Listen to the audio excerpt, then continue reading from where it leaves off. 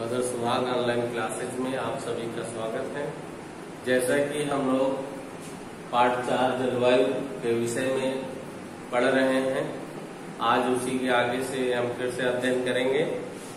कल आप लोगों को हम ऋतुओं के बारे में अध्ययन कराया था, उसी के आगे से हम मानसून की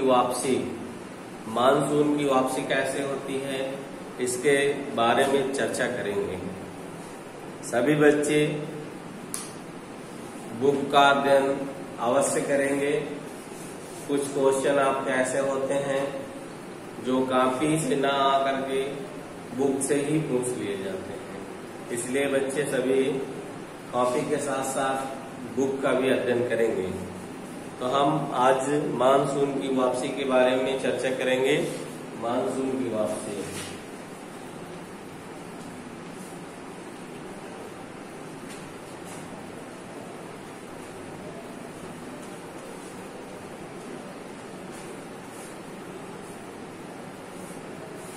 अभी हमने चर्चा किया मानसून आने का।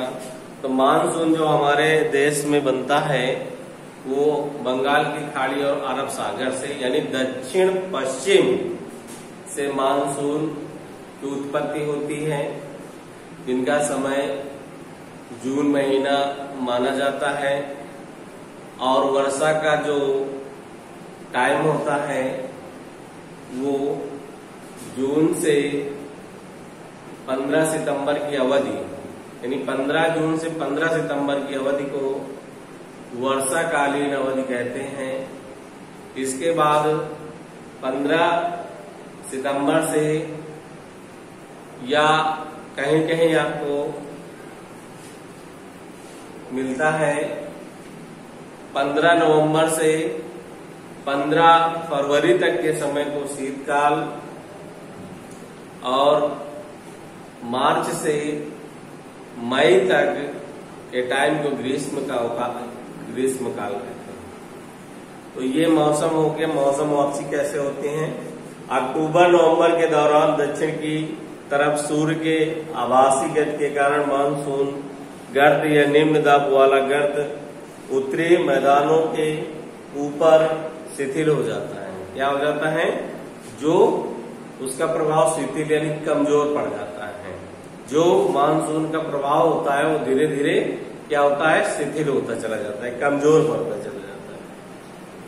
धीरे धीरे उच्च दाब प्रणाली इसका स्थान ले लेती है। दक्षिण पश्चिम मानसून शिथिल हो जाते हैं तथा धीरे धीरे पीछे की ओर हटने लगते हैं। जैसे जैसे मान लीजिए भारत का जो मानचित्र होता है, ये भाग हम देखते हैं, भारत का जो होता है ये आपका पश्चिमी भाग होता है, ये पूर्वी भाग होता है। यहाँ बंगाल की खाड़ी है और यहाँ जो है अरब सागर है। ये तो मानसून की जो उत्पत्ति होती है यहीं से होती है। और जब मानसून की वापसी होती है तो ये आपका पूर्वी और उत्तर पूर्व से मानसून की वापसी होती है। ये इसका है।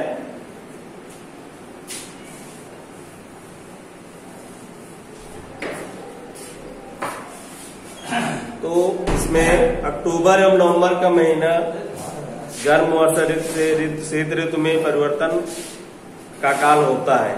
यानी जो आपका ग्रीष्म काल या वर्षा काल होता है, अक्टूबर और नवंबर के महीने से क्या होता है? मौसम में परिवर्तन होता जाता है, जिससे इसमें ऋतु काल का आभास होता है। ये आसमान साफ एवं तापमान में वृद्धि हो जाती है। आसमान बिल्कुल क्या हो जाते हैं? स्वच्छ हो जाते हैं और तापमान में वृद्धि हो जाती है। दिन का तापमान उच्च होता है जबकि रातें ठंडी एवं सुहावनी होती है। तो मौसम कितना सुहावना होता है?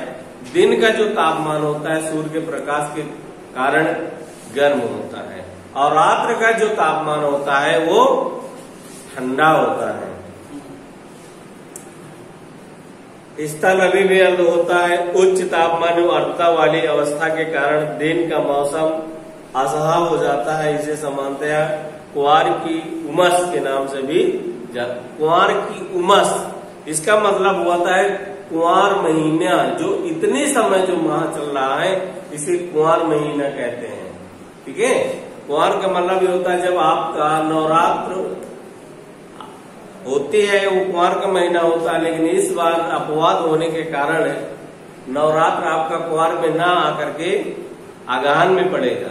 यह हिंदी माह है, इन्हें भी आप लोगों को जानना चाहिए।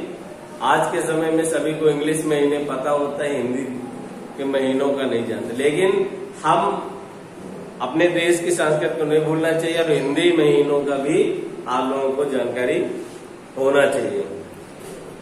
अक्टूबर के उत्तरार्ध में विशेषकर उत्तरी भारत में तापमान तेजी से गिरने लगता है। क्या करता है?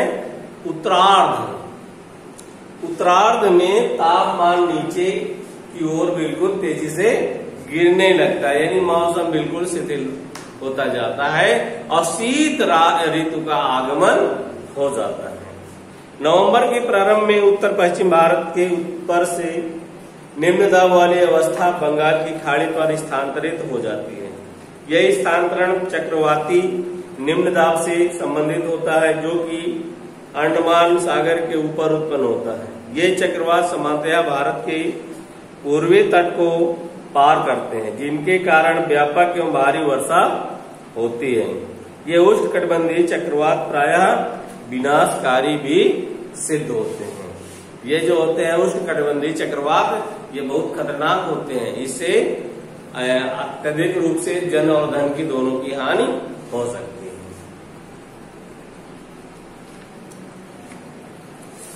ये मानचित्र के माध्यम से समझ लीजिए, जो आता हुआ मानसून और जाता हुआ मानसून, दो चीजें हम आपको बताए हैं। तो आता हुआ मानसून जो है ये आपका अरब सागर है और ये आपका बंगाल की खाड़ी। ये आपका जो है ये आपका क्या है, ये पूर्वी और ये पश्चिमी भाग, और ये क्या है आपका दक्षिणी भाग। तो जो मानसून आता हुआ मानसून होता है वो क्या करता है, दक्षिण पश्चिम से मानसून बनता है। कहां से? अरब सागर और बंगाल की खाड़ी से। इसे कहते हैं आता हुआ मानसून। और जाता हुआ मानसून होता है तो मतलब इधर से प्रवेश किया और ये ऊपर से ऐसे रिटर्न होगा बंगाल की खाड़ी में आकर के वापसी कर जाता है। तो इस मानसून को क्या कहते हैं? उत्तर पूर्व। उत्तर पूर्व मानसून को जाता हुआ मानसून के नाम से जाना जाता है। ये समझ में गया? यही है मौसमी वर्षा। ये मौसमी वर्षा का वितरण भी है।